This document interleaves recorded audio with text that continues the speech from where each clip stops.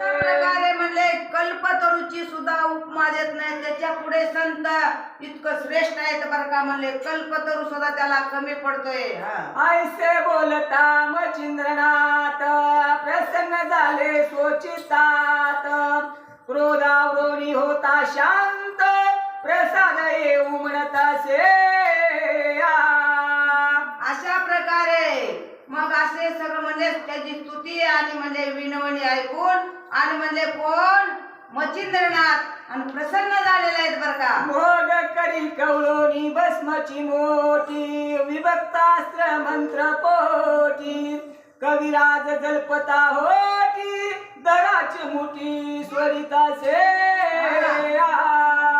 अशा प्रकारे मचिंद्रनाथाने म्हणजे आणि मंत्र आणि म्हणजे ते भस्माची चिमटी घेतलेली आहे आणि विभक्तास्त्राची म्हणजे त्याला